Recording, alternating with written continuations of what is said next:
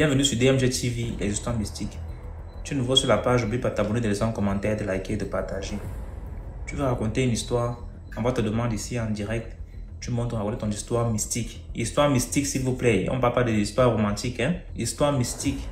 Une histoire où il y a des esprits, il y a des trucs qui sont passés, qui sont hors du commun.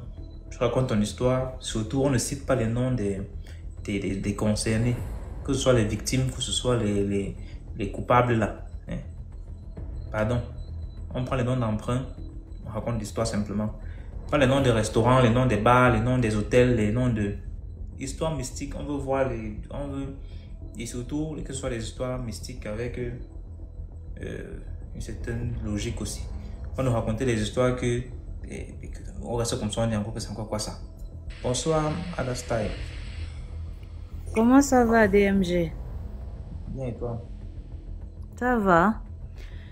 Bon, moi je viens raconter mon histoire avec un vécu qui concerne moi et un ami. Et la leçon, c'est vraiment de ne pas se confier à n'importe qui quand on se retrouve à un moment donné dans la merde. Genre vraiment sélectionner même des amis qui semblent autour de nous simples, sympas, souriants et tout, qui paraissent ne pas être méfiables en fait. Donc il y a quelques années, je faisais quelques business et puis à un moment donné, je me suis retrouvée dans une situation où j'étais perdue en fait. J'avais plus rien. C'est dû aussi à une histoire, mais bon, celle-ci elle n'est pas mystique. Bref. Du coup, je vois cet ami-là qui était déjà informé de ma situation. Je lui dis que je dois déménager, qu'il vienne m'aider et tout. Et il arrive. Quand il arrive, il met l'argent, des billets en liasse. Il les met en évidence pour que je puisse voir. Moi, quand je monte dans sa voiture, je remarque ce geste que je reconnais parce que d'autres personnes qui avaient essayé de me piéger avaient déjà agi de la même façon. Du coup, je souris et je fais comme si je n'ai rien vu. Puis il commence à me parler, me disant que ouais, il sait que je suis une fille forte, dynamique, qui pourrait, s'il me mettait dans un réseau, qui pourrait vraiment grimper et tout. Je lui dis, t'inquiète, le même Dieu qui hier m'a fortifié pour que j'atteigne quelques biens, si aujourd'hui je ne les ai plus, le même Dieu me permettra encore de les acquérir ou bien de continuer à faire mon business en fait. Donc ce jour-là, il fait tout pour me convaincre. Mais ça n'a pas marché, il m'a aidé et tout. Ensuite, il est rentré. Le lendemain, désolé, je ne sais pas si vous m'écoutez toujours. Ok. Le lendemain, il me dit qu'il vient me voir et tout. Il l'amène à manger. Il vient là, il essaie encore de me convaincre. Bah, tu sais, il y a des associations caritatives que les gens confondent avec les sectes, mais c'est pas les sectes et tout, que c'est vraiment quelque chose de bien qui est juste là pour connecter les gens. Genre, si toi tu es ingénieur, moi je suis commerçante, l'autre est infirmier, genre ça permet juste d'avoir un bon réseau qui pourrait permettre aux uns ou aux autres d'être dépannés dans toutes les situations possibles en fait. J'ai dit ok, j'ai compris, c'est bien, mais ça ne m'intéresse pas. Parce que comme je l'ai dit, c'est pas la première fois. Mais comme c'était un entrepreneur, quand il est rentré, ça a un peu mis quelques jours. Puis il m'a dit, s'il te plaît, je dois aller faire une intervention quelque part, est-ce que tu peux m'accompagner? Je dis ok, bien que mon cœur ne voulait pas, mais j'ai quand même dit oui. Du coup, il vient me chercher, on part au centre-ville, il gare. Et c'est quand on est au seuil de l'immeuble dans lequel on devait rentrer qu'il me dit, en fait, n'aie pas peur, mais là on va dans une secte. je m'en vais faire l'intervention dans la secte. Mais ne crains pas, en fait, je viens juste travailler.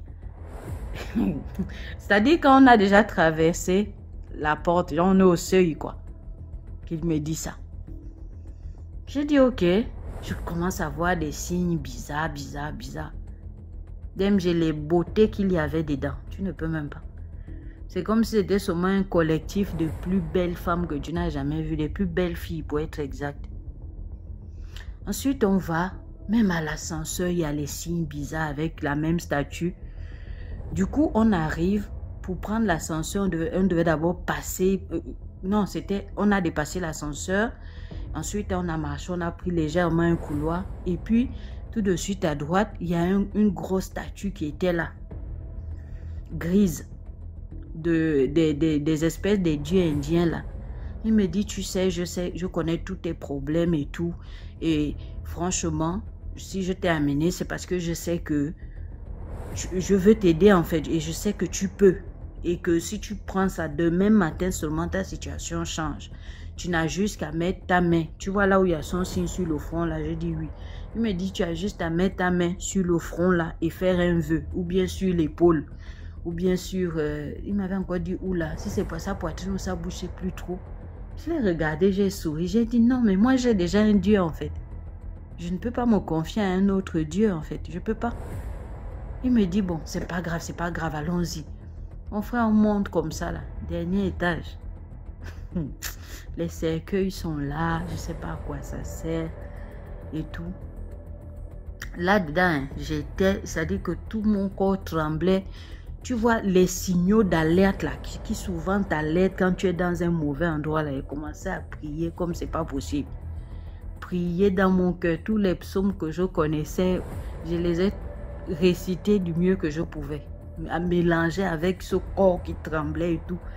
Le gars a duré en essayant toujours de me convaincre. J'ai dit que fini on part.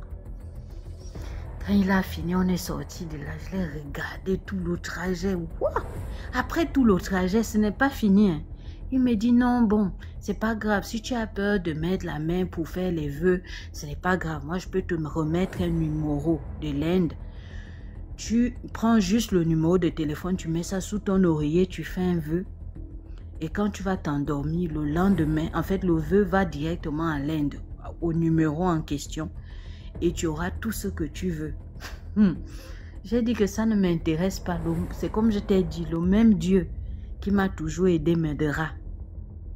C'est comme ça qu'il m'a déposé. Quand il est parti, il a bloqué. Il m'a bloqué de partout jusqu'à aujourd'hui. Je ne peux plus avoir accès à lui. Donc, méfiance en fait. J'ai hésité de parler, mais... Tu as le cœur, hein?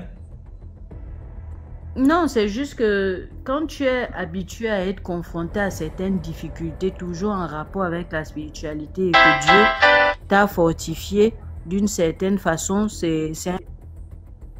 En fait, c'est tout. Wow. En tout cas, merci beaucoup pour l'histoire. De rien. Bonne soirée.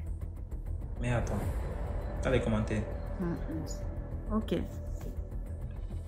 Oui, la page YouTube est déjà restaurée. Hein, pour ceux qui demandent en commentaire. La page YouTube est déjà restaurée. Même si encore le travail se passe derrière, mais on peut déjà quand même travailler avec cela. Ouais, salut mon frère, c'est comment? Ça va et toi?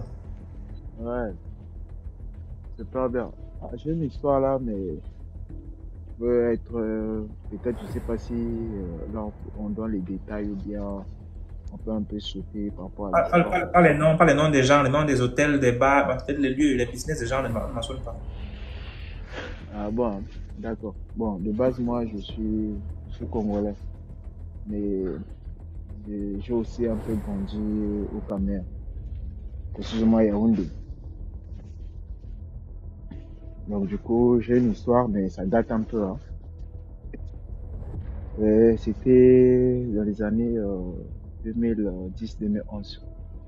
J'étais encore étudiant, en fait. Je sais que nos parents, à l'époque, Tu as les écouteurs? Oui, j'ai les écouteurs.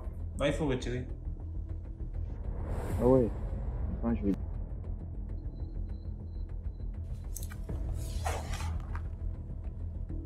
Allô? Ouais, c'est beaucoup mieux là. Ouais. Donc du coup, à l'époque, dans les années 2010-2011, on avait un groupe. Bon, le groupe, en fait, c'était juste la curiosité, quoi. Du genre que ça nous amenait dans des endroits là où on peut pas vraiment mettre les pieds. Mais bref, c'est juste une histoire, je ne l'ai jamais dit pour certaines personnes. En fait, on était là comme les petits lascars, quoi. Du genre que non, on doit chauffer. On voyait parce que nos parents, ils ont mis dans les écoles, là où il y avait des ministres, là où il y avait des gens qui étaient un peu, tu vois, qui étaient un peu différents avec nous, si on peut le dire. Non, nous aussi, on voulait être eux, en fait. Et après, on a contacté un gars, à travers un grand à nous. Et un grand nous a montré le chemin pour dire que non, mais moi, je connais un gars là qui peut faire ça, du genre que des fétiches comme pour les femmes, tout ça, pour avoir de l'argent, des gones magiques à l'époque. Hein. On était trop chaud même. On est parti chez le gars, le marabout. Premièrement, on a essayé, bon, toi, qu'est-ce que toi tu veux? Moi, je veux ceci, le god magique à l'époque. Il m'a dit, bon, d'accord, pour le travail, que ça demande 300 000. À l'époque, il m'avait demandé 300 balles. 300 balles. Et du coup, sur les 300 balles, moi, j'ai fait l'essentiel. Moi, je lui ai donné, je crois, bien 250 ou 260 000, si je ne me trompe pas. Il m'a fait le travail. Le travail était bien fait. Mais sauf que 3 jours après, l'argent a produit. Donc ça produisait maximum 100 000 par jour. Là, c'était le god magique hein, à l'époque, en 2010-2011. Le 3e jour, j'ai commencé à utiliser de l'argent parce que il me disait que non, l'argent doit finir. C'est-à-dire que si l'argent sort à partir de 6 heures, avant 24 heures, c'est-à-dire que 0 heure, ça doit finir. Moi aussi, j'étais content, j'étais excité, je dis que 100 000, c'est quoi, c'est rien. Je finissais déjà l'argent dès 17 h, je finis l'argent, je dors. Le lendemain aussi, l'argent sort, le 3e jour aussi. Et c'était le 3e jour, le 4e jour, je ne me trompe pas, il y avait une lettre qui est sortie. J'ai fait des incantations, j'avais mon portefeuille, je tape comme ça, là, il y avait une feuille qui est sortie. Et la feuille me disait que non, monsieur, la route que vous avez prise, c'est pas bon. Si vous voulez encore plus d'argent, il faut aller au cimetière. Et ce qu'on vous recommande, il faut acheter 7 Negrita. À l'époque, c'était le whisky, hein. Je ne sais pas si vous connaissez. Donc, ils m'ont donné tout un échelon, quoi, des choses, en fait, il faut acheter. Moi, j'ai eu peur, j'ai dit que merde. Donc, les choses là, ça existe vrai. J'ai contacté mon marabout, là, j'ai dit que mes gars, mais le truc là, tout, non, viens, il faut venir. Moi, je viens. Le gars me fait comprendre que non, c'est rien, t'inquiète. On va essayer de faire quelque chose. Mais sauf que tu changes d'étape. Ça veut dire que toi, tu as une étoile parmi les autres et tout là. J'ai dit, bon, d'accord, qu'est-ce qu'on peut faire? Parce que moi aussi, je ne savais pas quoi faire en fait. Parce qu'il m'a dit clairement, tu es déjà dedans en fait. Je connais déjà le secret. J'ai dit, bon, d'accord, il faut faire quoi? Il m'a écrit des choses. Ça faisait, à l'époque, ça faisait peut-être 50 et quelques mille, un truc comme ça là. J'ai acheté des choses, des Negrita, tout ça, j'ai acheté. On est parti au cimetière. Parce que la lettre disait que non, quand vous achetez des choses là, vous partez au cimetière à 0 heure avec ton maître. Et voilà, il y avait des trucs pour moi pour expliquer quoi. Pour faire des incantations, tu verras que ça va donner ça. Si tu veux vraiment augmenter des grades en fait quoi. Si tu veux vraiment de l'argent vrai. On dit bon d'accord, il n'y a pas de souci. J'ai acheté des choses. On est parti au cimetière. À 23h, 0h, le gars commençait à creuser parce qu'on nous a dit que non, quand vous rentrez, il faut faire ceci, il faut appeler ceci, il faut faire ceci. Bon, je ne veux pas peut-être dire les incantations, peut-être ça dure un peu là. On est rentré, le gars m'a dit qu'il n'ait pas peur. Toi, tu pars, tu fais ceci, tu fais cela, voilà, tu vois. Moi aussi, j'ai suivi des trucs à la lettre. Gars, c'est là que j'ai compris que le monde pandémonium, excuse-moi, ça existe en fait.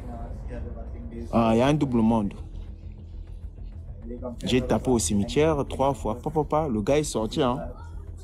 Le gars me pose, on cause comme ça là, normalement comme ça là. Qu'est-ce que tu veux, qu'est-ce que je venais faire, voilà. J'ai dit mes choses. Que je veux ceci, je veux cela, je veux ceci. Le gars a commencé à rire. Ça dit on avait mis, je sais pas si c'est des baffes qu'on avait mis dans mes oreilles, je sais pas, gars. Le gars a commencé à rire, Bon, d'accord. J'ai compris, mais à condition, tu couches avec ta mère. Je couche avec ta mère. Il dit que maintenant, si vous voulez que je couche avec ma mère, quelle est la procédure? Vous devez m'aider en fait. Il dit que non, débrouille-toi. Ils m'ont donné 24 heures. Bon, imagine, on a 0 heure. Donc le lendemain là, ça doit être 24 heures en fait. Et le maître, ça dit que je me suis rendu compte que j'étais seul contre mon destin. Parce que le gars qui m'accompagnait, j'étais avec lui. Hein. Mais quand je retourne comme ça là, j'étais seul, hein, gars, je te dis. Ça dit que j'étais dans un univers seul. Donc il n'y avait personne. J'étais seul avec le monsieur. Il m'a donné les conditions, tu dois faire ceci, tu dois faire ceci, tu dois faire cela. Il dit bon, d'accord, pas de souci. J'ai accepté parce que je ne pouvais pas refuser. Sinon, c'était, tu vois. J'ai fait encore les incantations pour retourner là où j'étais. Et j'ai expliqué sur le maître. Il m'a dit que non, tu avais changé de dimension, tu n'étais plus là, tu avais disparu, tu es rentré dans leur monde. Donc là, en ce moment-là, tout ce qu'on t'a dit, tu dois accepter. Il dit merde. J'ai dit c'est 24 heures, mon frère. C'est quoi, non? Gars, j'ai pas dormi la nuit. J'ai pas dormi la nuit. Donc, tu vois que dans les heures, c'est comme si on souhaitait les heures. Donc, tu as 0 heure, tu te réveilles comme ça. Même pas dormir. 4 heures, 5 heures. C'est le cocorico que c'est moi qui chante. J'ai dit que non, mon heure a sonné. J'ai dit que non, on doit trouver ça la solution. Le gars me fait comprendre. Donc, j'ai appelé le gars, je suis revenu. Le gars me dit que non. Si tu veux que je dois faire quelque chose, tu dois acheter 12 Negrita. C'est-à-dire que les whisky, tu dois acheter 12 whisky. Moi, je vais faire des incantations pour demander ta sentence, pour réduire ta peine. Parce que, et à l'époque, déjà, ma mère, elle vivait en Benga. Tu vois, le diable est rusé, non, gars. Donc, l'impossible. Moi, je suis au bled, mais il me fait comprendre que tu dois coucher avec ta maman. Tu vois? Et ma mère, elle est en Benga. Bon, sur quelle magie. Donc, quand le gars me disait que non, tu dois faire ceci, j'acceptais seulement oui, parce que je pouvais rien faire. Tu comprends? Je suis descendu. Je dis bon, d'accord, pas de souci. J'ai expliqué. Le gars me dit que non, il faut acheter 12 whisky. Les whisky, je me rappelle que jusqu'à présent, c'était 12 Negrita. Avec des colas, avec des trucs là. Et que non, d'accord, avec ceci là, si tu achètes, il y aura ta sentence, on va peut-être te pardonner, changer de sentence. Je dis bon, d'accord. Bon, à l'époque aussi, tu vois, les parents, j'avais un peu les deux, j'ai acheté. Il a fait encore des incantations. Il me fait comprendre que non, il faut aller dans l'eau. On est parti 23 h à la mer. On a fait les incantations. Il y avait un serpent. Bon, c'était la sirène. Donc, il m'a déjà dit des choses que si tu vois ceci, il faut accepter. C'est ça qui va sortir. Donc, si tu crées et tout, c'est vraiment... Il était clair avec moi. Puisqu'il y avait un changement de aura, si on peut le dire, parce qu'il y avait un changement de dimension, en fait. C'est tous les serpents qui étaient sortis. Il m'a dit que non, voilà tout ce que tu veux, voilà. J'ai signé ce qu'on peut dire. J'ai accepté. Mais après, mon frère laisse tomber. Il y avait une grâce de partout. Tout ce que j'ai touché, tout ce que je disais, les gens acceptaient. Donc j'avais une gloire de fou en fait. Et après, quand je partais avec les femmes, ça ne marchait plus. Tu vois, c'est comme si j'avais peut-être j'avais sacrifié quelque chose en moi en fait. Qu'est-ce qui fait le bruit derrière toi? C'est quoi? C'est la télé? Non, c'est... Je crois que c'est la moto. Non, il y a des voix derrière toi là. Oui, oui, oui. Toi, je vais me déplacer.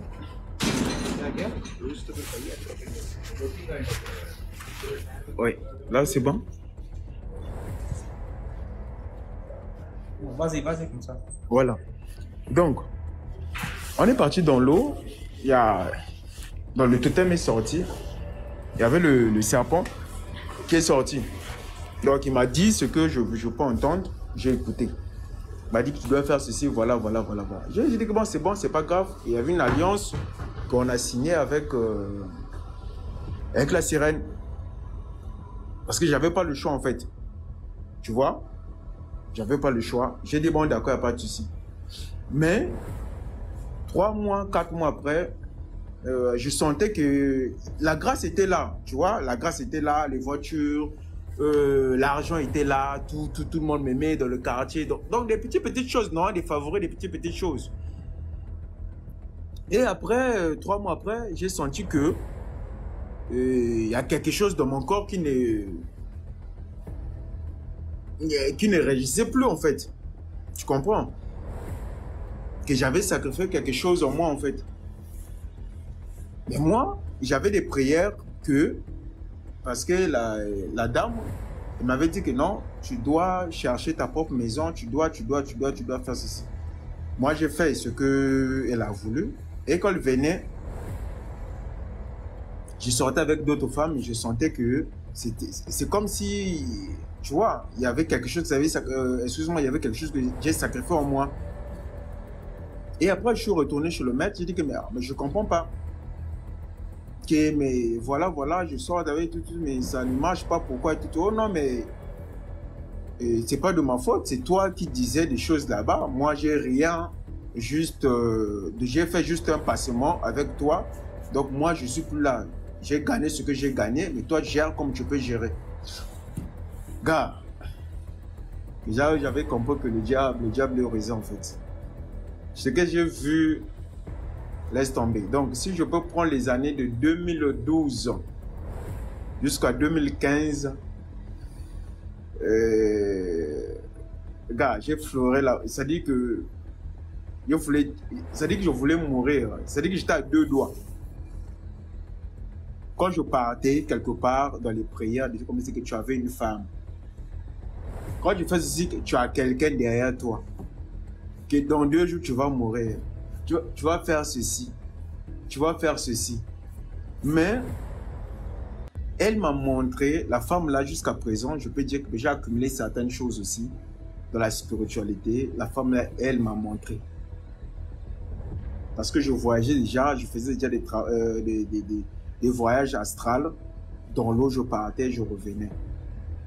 Donc, il y avait déjà tout qui était déjà là en fait. Tu vois, non, mon gars? Donc, ce que je peux dire, pourquoi je me suis détaché surtout, parce que j'avais un père qui était dans ça aussi, mais il est en Italie. Il est toujours là. C'est lui qui m'a un peu désactivé du contrat. Mais j'ai payé cher. Parce que jusqu'à présent, je n'ai pas d'enfant. C'était ça, en fait, pour payer le prix. Parce que j'avais tout sacrifié dans l'ignorance. Tu vois, j'avais tout sacrifié. Mais avec Dieu, je continue toujours à prier. Et Dieu va peut-être penser à moi, si on peut le dire. Parce que même mon père, parce que le gars qui est mon père, qui est en Italie, c'est un prêtre. Je l'ai expliqué le processus, je l'ai expliqué le problème. En ce moment, je suis en Bengue, c'est à cause de lui aussi que je suis en Bengue, je suis en France. C'est à cause de ça aussi. Donc, il a fait tous les papiers, il a fait une conférence et tout, il m'a fait des travaux, gars. Je suis parti à Rome. À cause de ça. Donc, ils m'ont expliqué, non, là où tu es rentré, c'était le haut sommet. Ou c'est ça, ou c'est pas ça. Il faut l'assumer. Après les sacrifices. Dans le monde spirituel, il y a le haut et le bas. Focus. Pardon? Tu n'as pas eu à faire des sacrifices, rien. Oui, mais le sacrifice, c'est quoi? Le sacrifice, j'ai fait le sacrifice que j'ai vendu mes enfants, en fait. Ok. Comprends? Parce que c'était le yin et le yang, non? Tu donnes, on te donne en fait. Et c'est ça qui m'a rattrapé aujourd'hui. Même c'est-à-dire que mon demi-père, c'est-à-dire que le grand frère de mon père, je ne pouvais pas dire direct chez mon père ou chez ma maman parce qu'à l'époque, déjà, maman, elle était en bain. Donc, c'était juste un piège pour me faire comprendre que non, je couche avec ma maman. Oui, je couche avec ma maman. Mais maman, elle est en bain. Moi, je suis au pays. Imagine 2011. Tu vois où est le diable? Où est le danger, en fait? Parce que là, quand tu es face à ton destin, tu comprends que tu peux accepter ce que toi, tu désires pas, en fait. Parce qu'on te contrôle. J'ai accepté. Mais peut-être je peux dire que le maître était gentil avec moi. J'ai assumé, je l'ai expliqué. Il a dit que non, il faut acheter ceci. Donc, c'était les sacrifices que j'ai donnés.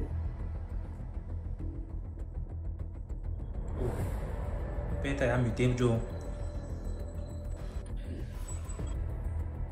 Tu dis? Peut-être à muter, Joe. C'est comme si tu as reçu un appel. Tu as dit quoi? Tu dis peut-être à muter, Joe. Tu as reçu un appel. Tu dis quoi?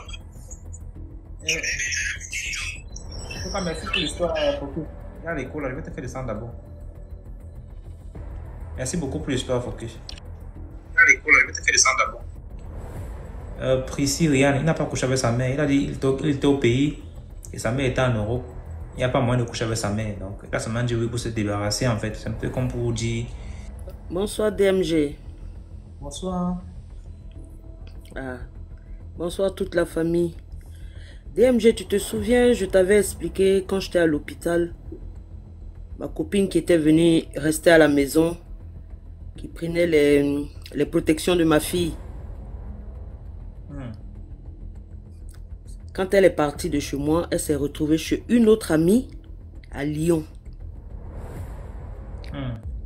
Et il y a quoi? Il y a 10 jours, elle allait faire les dégâts là-bas. Donc, notre copine en commun, elle m'appelle.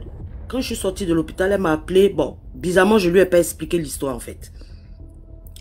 Mais elle dit, à chaque fois qu'elle m'appelle, ah ça va, comment ça se passe ta radiothérapie? Je dis, ouais, ça va, bon, on se maintient un peu.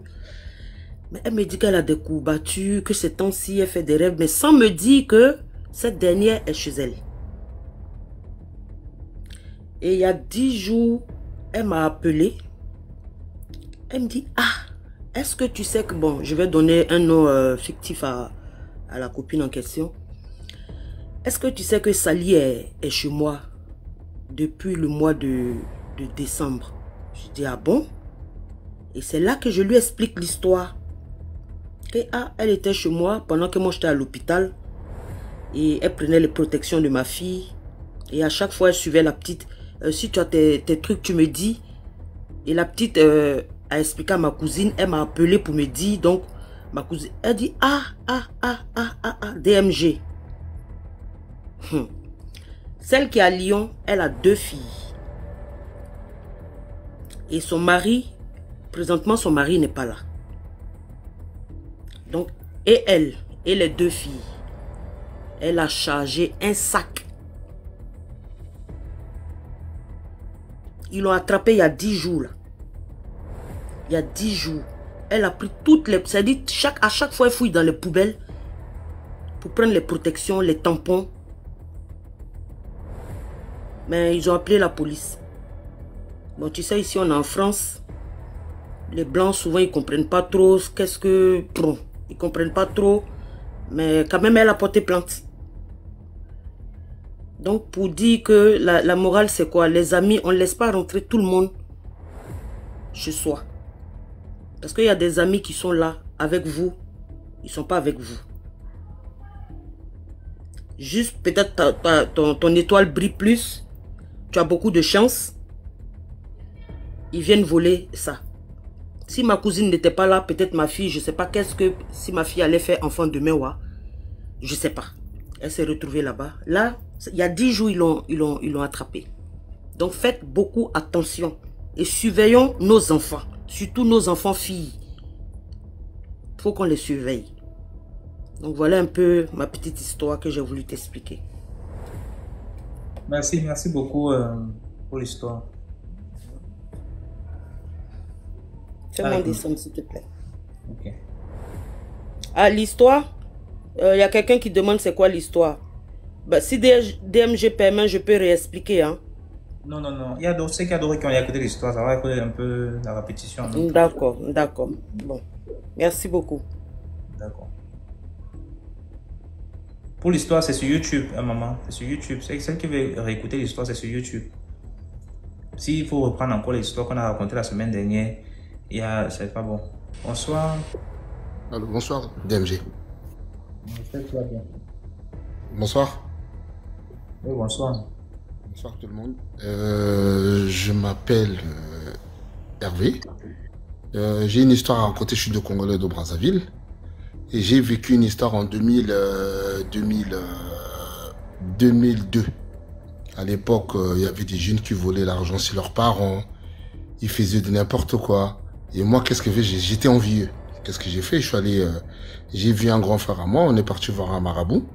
Sur une ruelle de Brazzaville aussi. On est parti voir le marabout. On dit au marabout, écoute, mon grand frère qui me dit, écoute, petit, moi j'ai envie de vendre mon doigt. Et là, tu veux vendre ton doigt? Ok, on y va voir le marabout.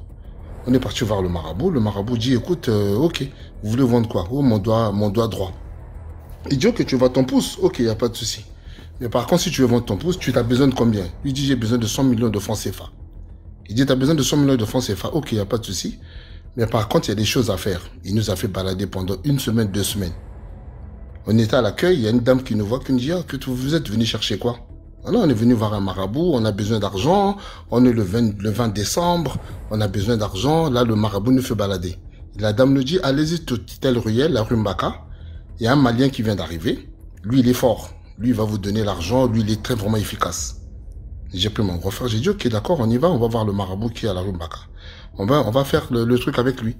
On arrive à la rue Mbaka chez le marabout nous regarde, il a dit, vous avez besoin de quoi? Mon grand frère dit, le grand impression, il me dit, écoute, j'ai besoin de 100 millions. Quand il a dit 100 millions, le gars a dit, ok, il n'y a pas de souci, attendez-moi 2 minutes. Il nous a fait rentrer au salon, il a sorti une robe rouge, avec un drap rouge. Il a mis 2 cartons, à l'époque c'était les cartons de maillot. Il a sorti 2 cartons de maillot. Il a sorti, il a éteint la lumière. Quand il a éteint la lumière, au bout de même pas 10 minutes, il a rallumé la lumière, il y avait 2 cartons de maillot plein d'argent. Moi, je me suis dit, bon, là, on va repartir avec l'argent. On est le 23 décembre, bientôt c'est les fêtes. On va aller s'amuser avec mon grand. Le marabout dit, non, mais écoute, les esprits ont dit, vous allez pas prendre cet argent-là. Attendez, il y a un courrier qui vient d'arriver, un papier blanc, avec des écritures. Vous allez pas prendre l'argent aujourd'hui. Par contre, tu as des travail à faire. Il dit, moi. Il me dit, toi, tu as un esprit fort. Par contre, tu dois faire un traitement d'1 semaine.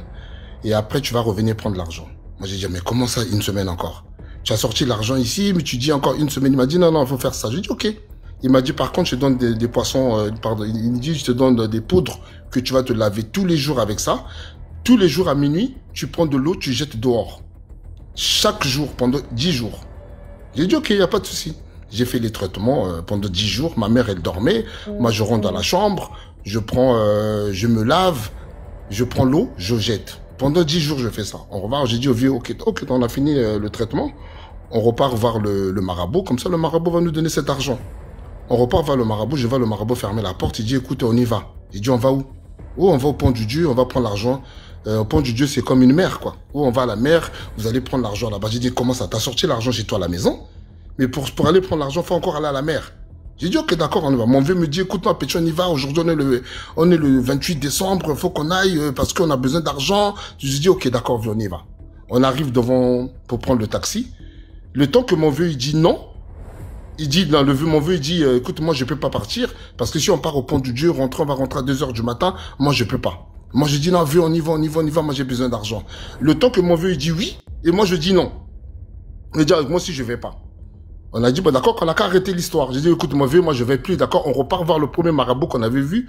Il s'appelait, il s'appelait Djabi, c'était un Malien aussi, à l'époque. On est reparti voir le gars. Quand on repart voir le gars, et on était à la réception, il y a une dame qui nous regarde, qui me demande, monsieur, mais vous étiez où?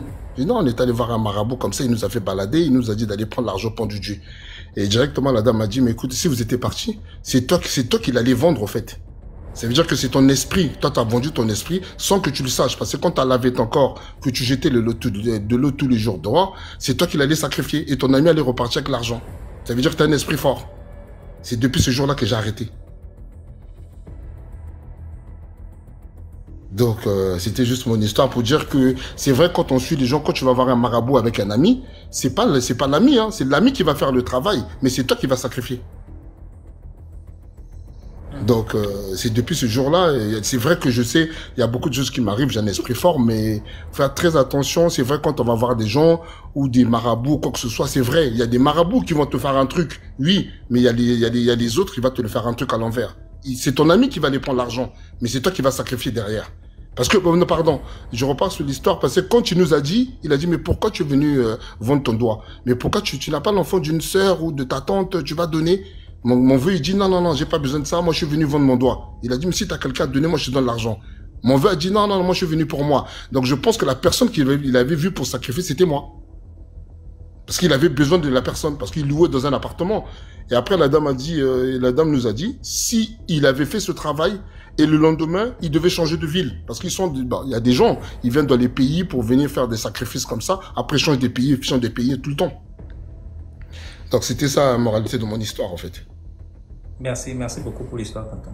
Okay.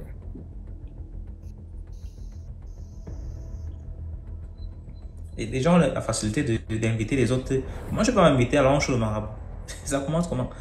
Les gens, les vrais, invite-moi à partir prendre un pot, partir manger dans un bon restaurant. Tu m'invites à l'ange le marabout. Ok. Ça commence comment? Tu commences par où? Est-ce qu'on arrive à l'ange le marabout? Et l'histoire des doigts là, c'est comme ça. Je me rappelle l'histoire de Yaoundé, à l'université là-bas, où il y avait un réseau où tu pouvais vendre ton doigt à 7 millions.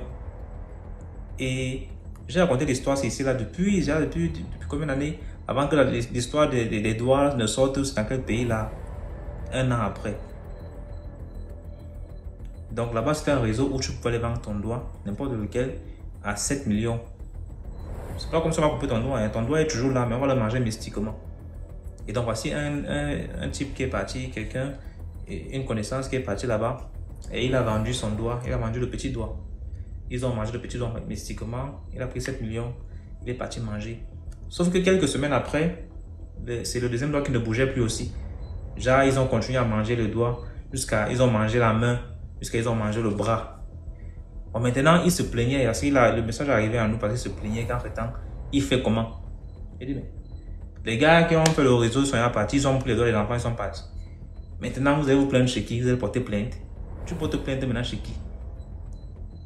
Tu as déjà donné l'accès à ton corps à quelqu'un. Il peut manger maintenant comme il veut. Le jour qu'il a faim, il va manger. C'est comme ça. Allô? Oui, allô, comment tu vas? Ça va bien, merci. Et toi? Ça va bien, merci. Aïe, vraiment contente que la page là soit revenue. Le stress de ça qu'on a vécu la semaine dernière là. C'était compliqué. Ok, partageons, likons, commente sans cesse, on tapote. Je viens avec une nouvelle histoire, encore dans notre temple. On a reçu une dame qui est très malade aujourd'hui.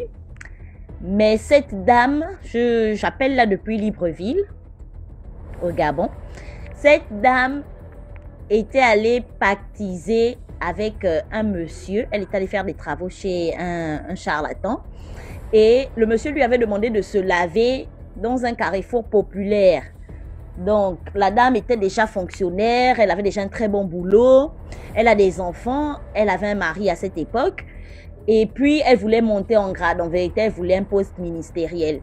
Donc, le charlatan lui a dit, bon voilà, il faut prendre dans ce canari-là, il y avait des trucs qu'elle devait mélanger. Et puis, elle devait se laver dans un carrefour populaire de Libreville. En tout cas, là où c'est vraiment très, très, très fréquenté.